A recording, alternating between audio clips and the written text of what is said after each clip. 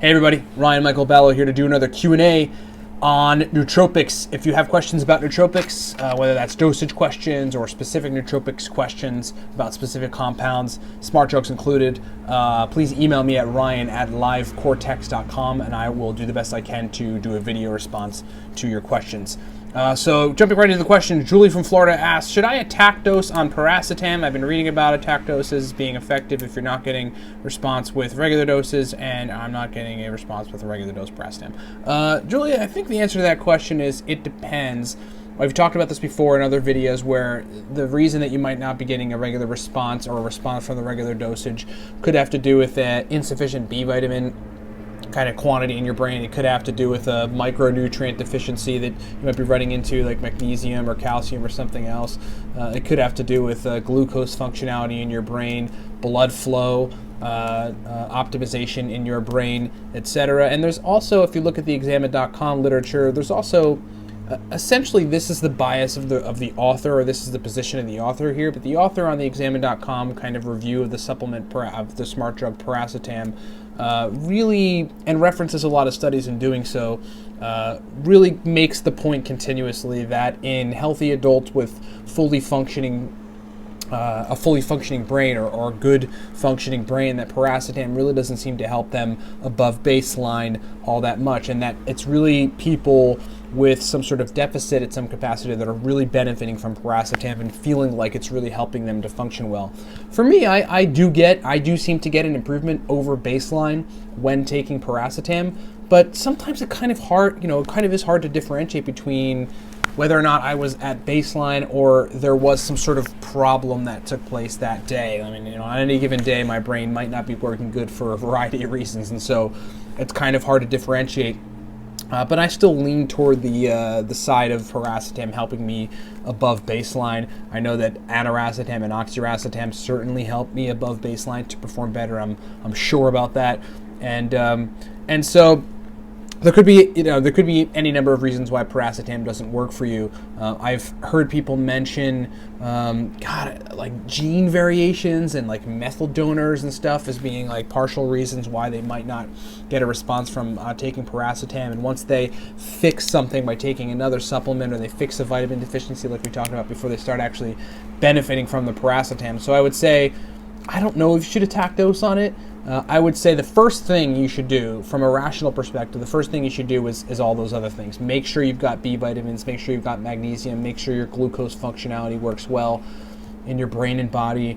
A good kind of gauge for that is if you eat a high glycemic index meal and you crash soon thereafter, then you've got to work on insulin sensitivity and glucose functionality. Great way to solve that problem would be to lift weights. 3 to 4 weeks of lifting weights, and you will start to fix your glucose functionality for most people. Even in diabetics, there's a lot of research to suggest that lifting weights helps insulin functionality and thus blood sugar functionality. But I would look at trying to fix all those things.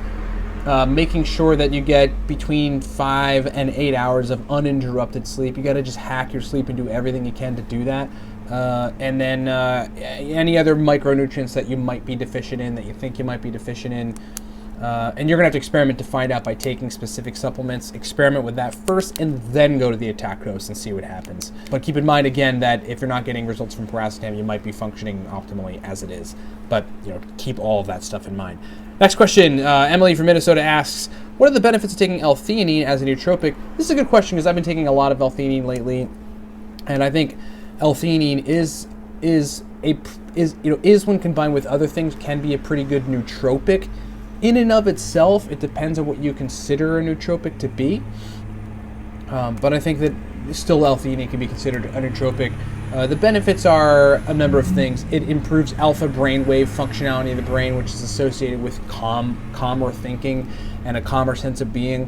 When you meditate, you sit and meditate for 5, 10 minutes, 15 minutes, one of the brain waves, the electrical activity that the brain ends up entering is alpha, an alpha brainwave state. And all that is really just the way that the oscillations of electricity are sort of pulsing through your brain, measured by EEGs or E-something Gs, where you measure the electrical functioning of your brain.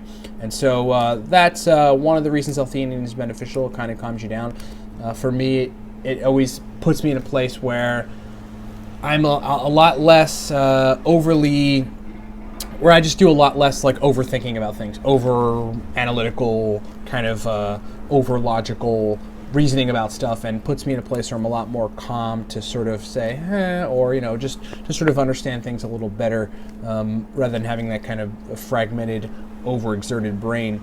I also think that there's a lot of anecdotal evidence out there and stacks that are now kind of named after this, or to work toward this specific outcome of dumbing down or kind of negating some of the really jittery effects of stimulants with theanine, particularly coffee. There's a stack called Smart Caffeine by Natural Stacks, or Smart Coffee, or Smart, I think it's called Smart Caffeine.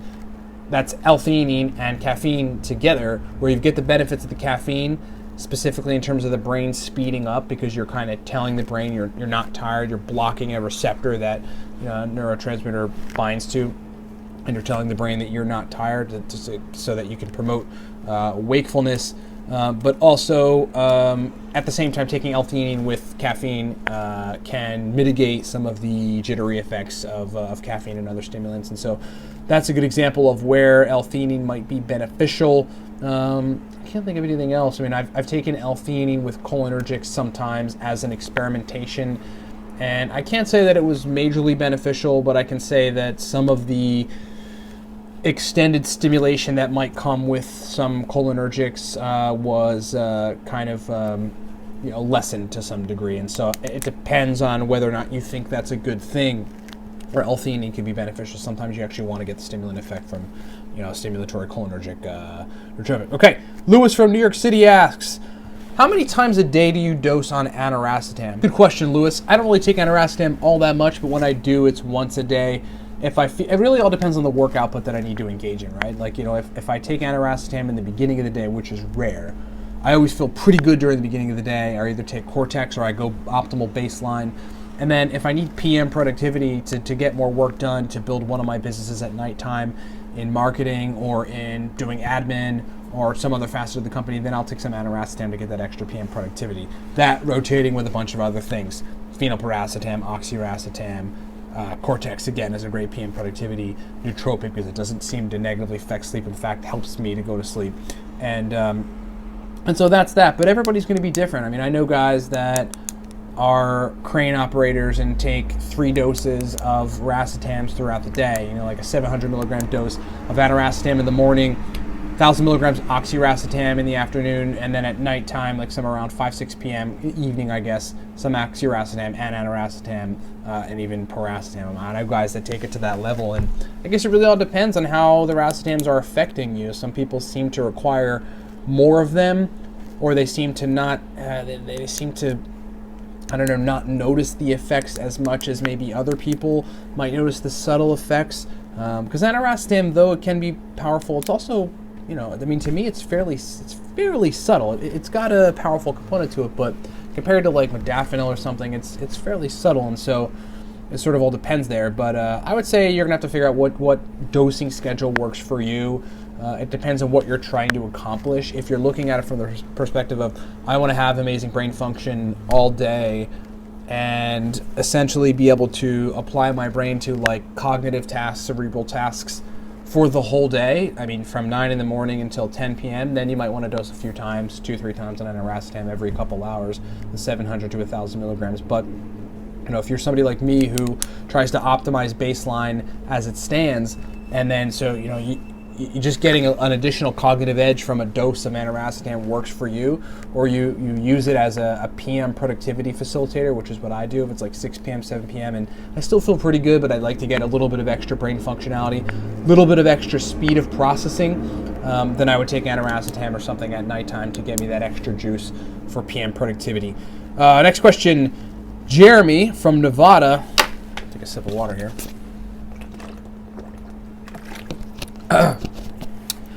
Jeremy from Nevada asks, what is the best nootropic to take for extended focus? This is a good question, and it really depends on your brain. But I would say, without having tried it, there's a lot of evidence to suggest that modafinil is your answer.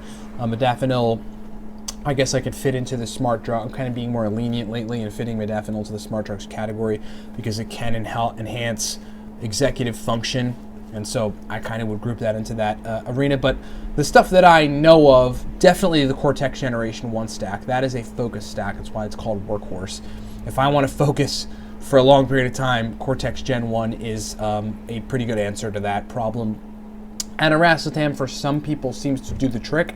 I know guys that they can really only focus if they take aniracetam, whereas for me, I get some focus benefits, but really, I get creativity benefits from aniracetam, and I get sort of the capacity to hold a lot of information. I get a working memory benefit from taking aniracetam, and it's stimulatory to me. It just sort of stimulates me to want to do stuff, and so. But aniracetam might be a focus. These guys outside, crazy drivers. A focus nootropic for you. But I would say that oxiracetam is also a pretty good bet for focus, for the capacity to focus. Every time I've taken it, it's helped me focus pretty significantly, and other people that take oxiracetam tend to regard oxiracetam as a focus nootropic. It's like a laser focus nootropic for a lot of people. That's the sort of consensus. So I would go with modafinil, Cortex Generation 1 if you don't want to go the modafinil route. Aniracetam, maybe. You'll have to see if that works for you.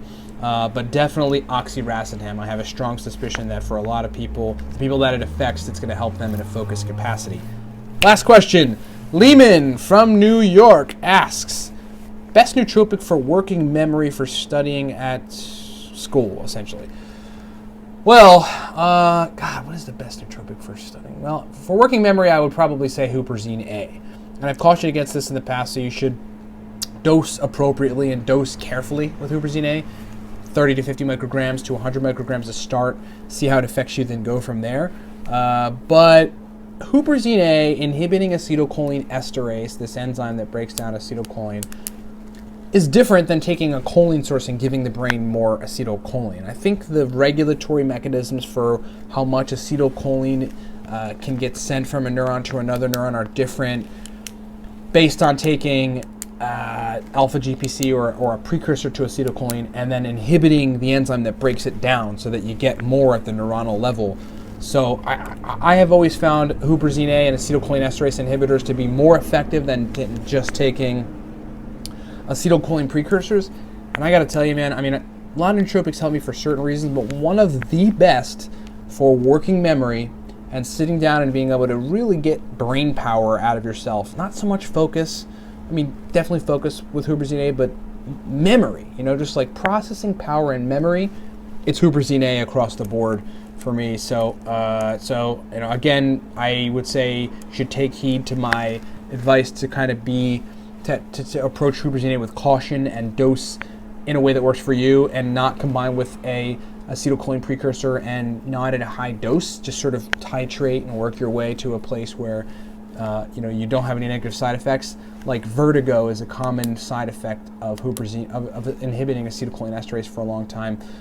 Dizziness, nausea, things like that. You don't want to run into that as a result of taking a nootropic because you're trying to have your brain function better and working memory capacity. So just start at 30 to 50 micrograms.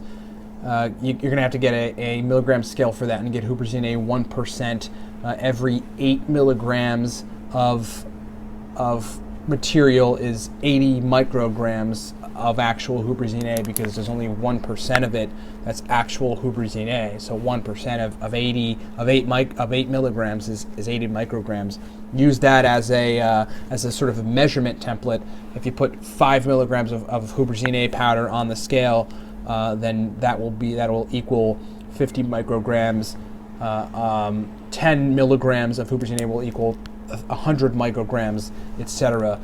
So start low and work your way up and find the dose that works for you, but definitely for working memory, I would say Huperzine A. Now, there are other nootropics that work for working memory. Triacetyluridine works pretty well for working memory for me. Aniracetam is a good working memory stack nootropic for me. Oxiracetam the same. Phenylpiracetam helps me with my working memory. The Cortex Generation 1 stack is like a powerful working memory enhancer. Some people do well with the Siltep stack, artichoke extract, forskolin, acetyl L-carnitine, and phenylalanine as a working memory stack. And so you're going to have to kind of see what works for you, but I would say definitely Huperzine A, definitely Cortex Generation 1, definitely Aniracetam, and definitely triacetyleuridine. That is the last question for the day. Thank you so much for watching, guys. If you have a question about nootropics, email me at ryan@livecortex.com, and I will answer it on the air to the best of my available scientific knowledge and as far as I understand whatever nootropic we're talking about. And if you haven't subscribed to this channel, please subscribe to this channel. I love the fact that it's like when I was coming up taking nootropics, I never had channels like this, and so I wish I did. So like, I like the fact that people like the channel and subscribe to the channel on YouTube, because people are now, and that's kind of really cool for me, because I like to be able to provide that extra piece of information that when I didn't have the answers to questions I had about nootropics, I didn't have anybody to go to, I didn't have a video. So I love the fact that YouTube allows this platform that I can talk about this stuff and that you can subscribe. So subscribe if you love it. Subscribe to us on iTunes. We have a podcast where we talk about the same stuff.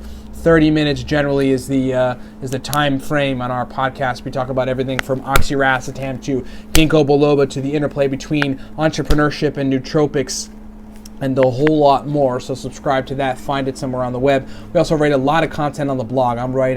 I got fast fingers, man. I got fast fingers, and I'm writing a lot of content on the blog at livecortex.com about everything from Alcar and what I think of it and how I think it's the emperor of nootropics, to how you need to optimize your baseline first as a strategy and then take nootropics, because you don't really want to be working on optimizing an impaired system. It's sort of futile to work on an injured system if you don't need to, and a whole lot more on that content. If you've not tried the Cortex nootropic, snag yourself a bottle at livecortex.com.